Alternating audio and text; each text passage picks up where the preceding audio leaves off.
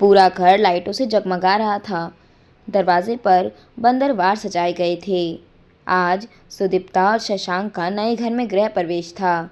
रिश्तेदार और पड़ोसी महिलाएं मंगल गीत गा रही थी और उन्हीं के बीच में सुदीप्ता हाथ में कलश लिए घर में प्रवेश कर रही थी।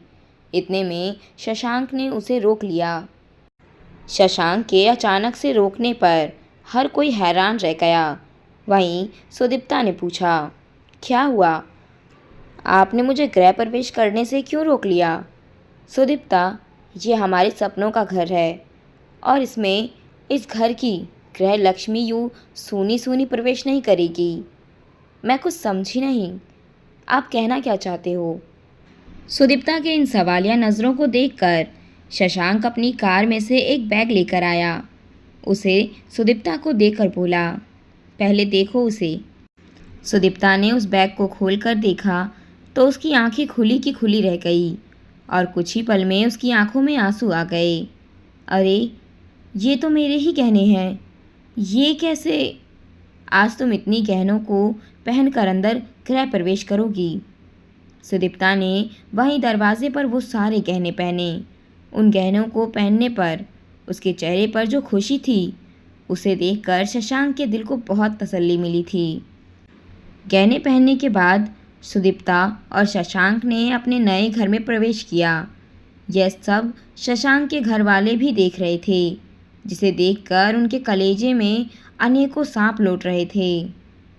घर की भव्यता को देखकर भी उन लोगों की आंखें फटी की फटी रह गई।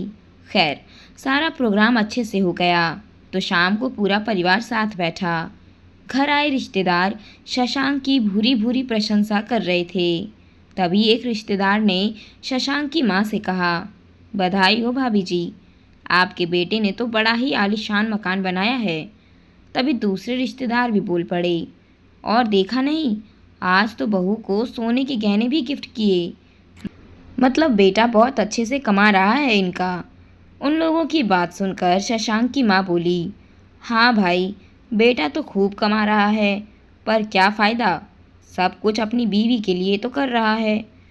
अपनी माँ को तो एक सोने की लौंग भी लाकर नहीं दी। हाँ, और नहीं तो क्या, देखो ना, न्योता भी हमें 2 दिन पहले ही दिया है मेहमानों की तरह, जैसे हम उसके घर के नहीं।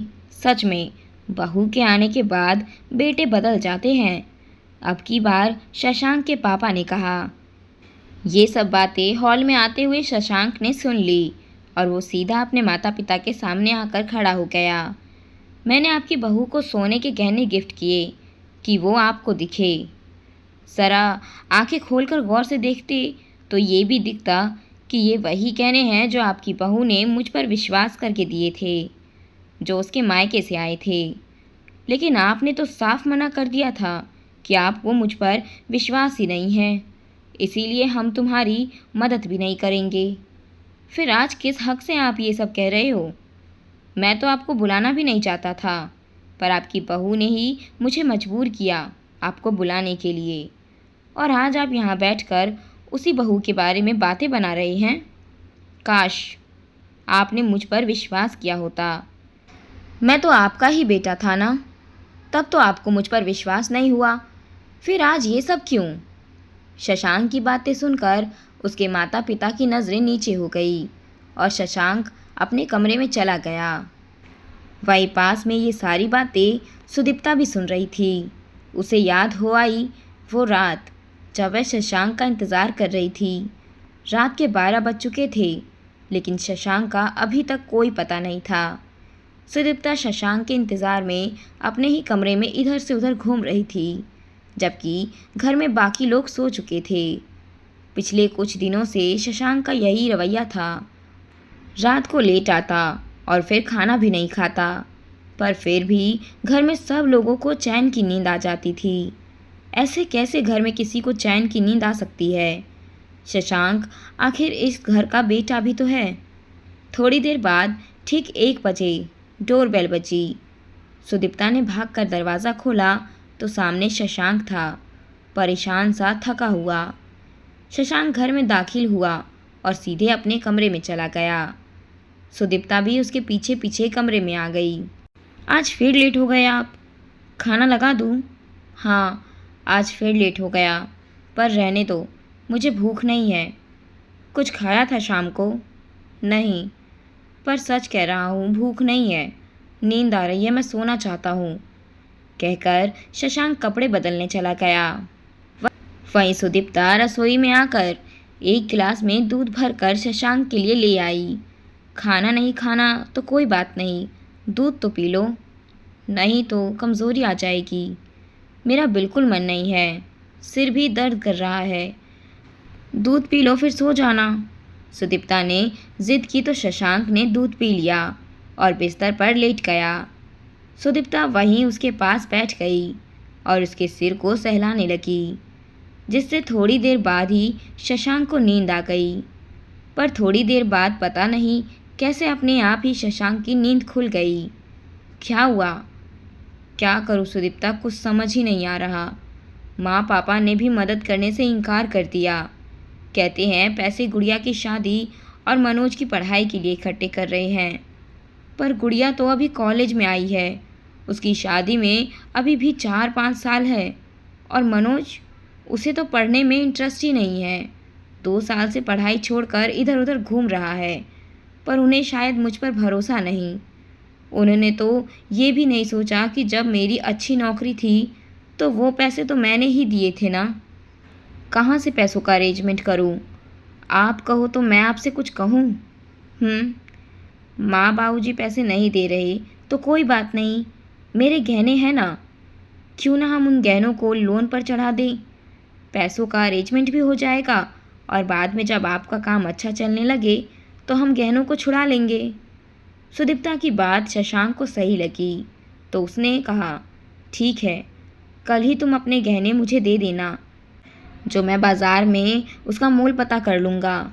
दूसरे दिन सुदीप्ता ने सासू माँ से कहा, माँ जी, ये बहुत परेशान है, पैसों का अरेंजमेंट हो नहीं पाया है और अभी नया नया जमता हुआ बिजनेस है। अगर अच्छे से जम गया तो हम सबका ही भला होगा। देख बहू, हम पहले ही कह चुके हैं कि हमारे पास कोई पैसे नहीं है।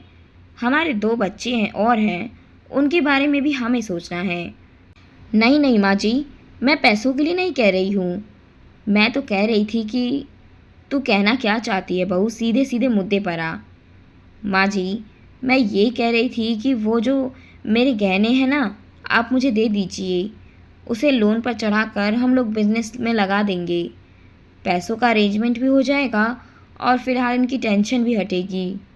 भविष्य में जब इनका काम अच्छा चलने लगेगा तो फिर उन गहनों को छुड़ा लेंगे। कौन से गहने? देख बहू, तुझे अपने गहने लोन पर चढ़ाने का शौक़ है तो बेशक तेरे मायके से आए हुए गहने चढ़ा, पर ससुराल के गहनों पर नज़र भी मत रखना। अभी मुझे एक और बहू ब्याह कर लानी है। और तुम्हारा क्या है, कल को अगर शशांक का काम नहीं चला तो? इसीलिए मुझे तो माफ़ कर। यह बात माँ इतने ज़ोर से कह रही थी कि अंदर कमरे में शशांक को भी सुनाई दे रही थी। सुनकर उसकी आंखों में आंसू आ गए। माँ को उस पर बिल्कुल भी भरोसा नहीं था। शशांक ने बाहर आकर अपनी माँ से कहा, पर माँ, वो गहने भी तो मैं ही खरीद कर लाया था ना, तो मैं क्या करूँ? वो गहने तो ससुराल वालों की तरफ से सुदीप्ता को चढ़ाए गए थे, इसीलिए वो गहने तो ससुराल वालों के ही कहलाएंगे। पर माँ, वो गहने मैंने अपनी मेहनत से ही बनवाए थे। अच्छा, आज तू इतना बड़ा हो गया कि अपनी माँ से ज़बान लड़ा रहा है। आज तू अपनी पत्नी के गहने के लिए तेरा मेरा करने लगा है। इतना ही मेरा तेरा करने का शौक़ है तो अपने घर का बंदोबस्त भी कहीं और कर लो, क्योंकि जिस घर में तुम रह रहे हो ना, वो घर हमारा है। अपने माता पिता की बात सुनकर शशांक हैरान रह गया और उसने उसी वक्त उस घर को छोड़ने का फैसला किया। वहाँ से निकलकर शशांक और सुदीप्ता दोनों किराए के कमरे में शिफ्ट हो गए। सुदीप्ता के मायके वालों के दिए हुए गहने अपने किसी दोस्त को बेचकर शशांक ने अपना बिजनेस आगे बढ़ाया। साथ ही साथ उससे यह वादा भी किया कि वो इन गहनों को बेचे नहीं, क्योंकि भविष्य में वो इन गहनों को खरीदेगा ज़रूर। धीरे धीरे शशांक और सुदीप्ता की मेहनत रंग लाने लगी और उनका बिजनेस दिन दुगनी रात चौगुनी तरक्की करने लगा। इसी बीच दोनों एक प्यारी सी गुड़िया सुहानी के माता पिता भी बने। 10 साल के कठिन परिश्रम के बाद आज जाकर उन्हें अपना घर नसीब हुआ।